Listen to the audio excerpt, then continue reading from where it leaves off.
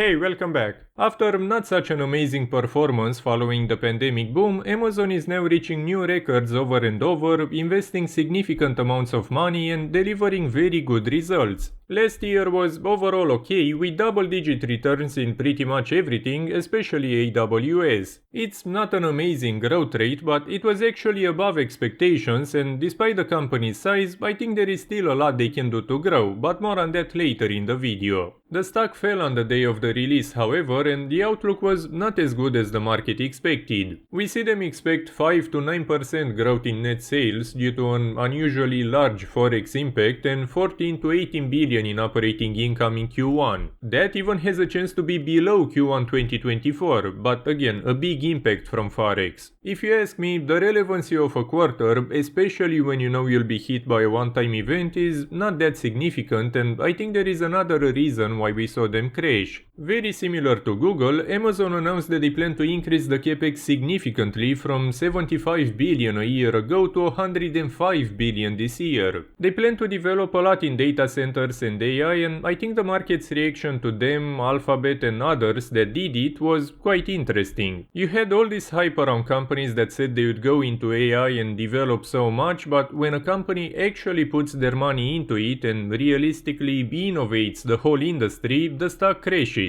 The reason, I guess, is DeepSeek making the market question if such a large investment is actually worth it. I'll say now what I said in the Alphabet video too. Who would you rather trust more? Two of the giants that are basically building what we call AI today and are up to date to what we'll maybe find out about in months from now and are physically behind the scenes and stuff, or the market's expertise. I think you can't even compare this, and the market could be right, but it has its limitations to usually just the surface level. Do you think someone like Jim Cramer or myself knows everything about everything? The people who actually know this stuff usually aren't even in the market, and if they are a very silent minority that nobody pays attention to because the loud majority is pushed pretty much everywhere. And if anything, seeing the majority move in one direction, even if you know it's wrong, can at least make you question what you know. The guy that's been on TV for 200 years can be wrong, right? Jokes aside, it's much more likely that Alphabet or Amazon would know something we don't, and increasing the capex by like 50% is very likely not something they do for no reason. The company's margins are not terrible and are actually improving, but what's even more impressive are the company's returns, which have always been pretty high. As I'll show later in the video, this is key for Amazon and they are actually taking full advantage of what they have. All segments of the business grew pretty well, especially international and AWS. We see that the majority of the business is still in North America, so international, where Amazon is still relatively small, has a ton of potential. After a bunch of years of ramping up the capex and investing, it's now really paying off for Amazon. Today they can make around 50 billion in cash flow, placing them at a ratio of around 50. This is actually kind of an average for Amazon, but again, they are using it to their advantage. Financially, we see a healthy position with the current assets above the current liabilities and not a lot of debt. There isn't a ton of equity, but that's to be expected. Again, in a case like this, you can value a majority of their assets and put them on the balance sheet, so you can't really determine if it's cheap or not using it. The main takeaways are that they are very healthy and the debt can be repaid in like a year of cash flows if they want to, so very little risk from this point of view. Now, with Amazon, keep in mind that the tariffs on especially Mexico, Canada and China actually have quite a huge impact. First, the company and their merchants' supply chains depend on these countries and tariffs will ultimately affect American people, it's not even debatable. Tariffs lead to higher prices, which then lead to less transactions on Amazon since the customer's budget is probably the same, so less money from that. Also, some Amazon basics and other private label stuff come from China. Even their merchants supply a lot from China, and in some cases they used Mexico or Canada as warehousing and manufacturing hubs to do some tariff workarounds since they have the USMCA. I mean, Amazon literally has fulfillment centers and warehouses on the border to avoid some taxes, pay people a lot less and stuff like that. It's probably still going to save them money, but not that good overall. And about ethics and stuff, they do their best to make the most money they can, and at the same time American people get better prices, Mexico gets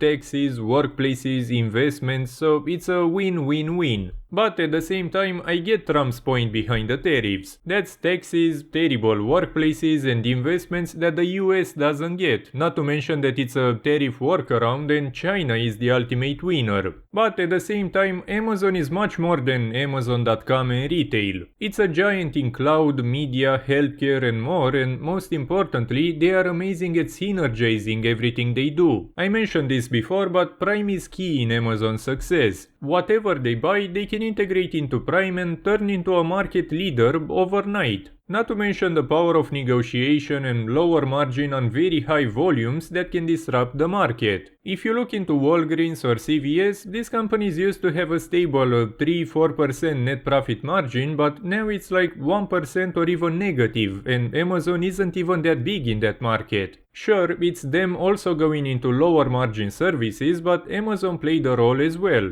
At the same time, they are planning to keep issuing stocks to develop, which I think is an amazing idea. Again, when you are valued at like 35x the cash flow and buy companies that you can develop and improve to Prime at 10-20x, that's instantly extremely profitable. It's not visible overnight, but it's an ever-growing spiral of acquisitions and growth. Plus, another thing they can do is develop internationally. South America is next to them, Europe and especially ACA, India, Africa can offer decades of growth. Sure, that's a lot of competition, but they have the advantage of the stock's valuation offering basically an unlimited source of free money in time. That's by itself a huge advantage that many companies don't have. Another ultimately unpredictable risk would come from politics. Amazon is among the biggest companies on the planet, and we've seen all kinds of fines and even talks about splitting big tech. At the very least, this can be a barrier in the company's plan to develop. You know, look at Microsoft and Activision. They had to wait like a year or even more to buy them, and it was almost blocked by regulators. Finding a target to buy in itself takes time and money, and having to wait so much and give the rest of the market time to adapt just because you're Amazon is a disadvantage. But again, it's not something guaranteed, it's unpredictable.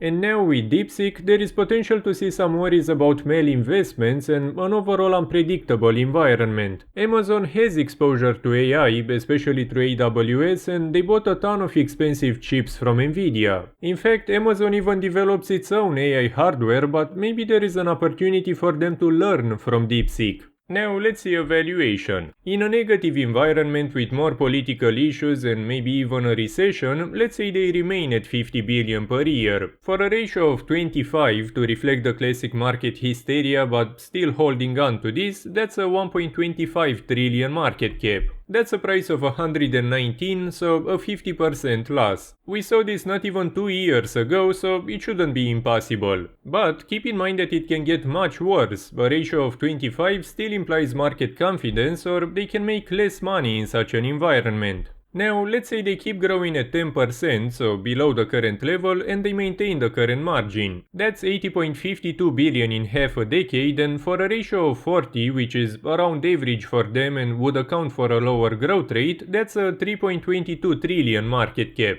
So that's a price of 306.54, so around a 25-30% profit. In a better environment with more growth, acquisitions and a better margin, let's say the cash flow grows at the equivalent of 15% per year. That's around 100.57 billion in half a decade. Keeping the ratio at 50, that's a market cap of 5.03 trillion, meaning a price of 478.67 for around a 2x. Now, if they issue stocks, that means a lower price since you have to divide the market cap into more shares, but in half a decade maybe they do some buybacks and it balances out. Overall, it's a very good company, but it's not that cheap. In fact, it's unlikely to see this at what we normally call cheap because there is so much demand thanks to the S&P and other index funds and ETFs. With this type of stock, either there is a limit to how much they can fall because a lot of money would then go into it and balance the price, or it falls significantly and nobody wants it, like Meta a few years ago. But for a retirement portfolio or some more stability and potential, it's not bad in my opinion. Again, very healthy, has potential and actually utilizes uses the high valuation to develop. As always, what I cover in my videos shouldn't be enough for you to make any investment decisions, so please do your own research before investing in anything. If you want to see more videos like this one, please leave a like and even a comment to help me out, and make sure to subscribe. Thank you for watching, and I'll see you next time.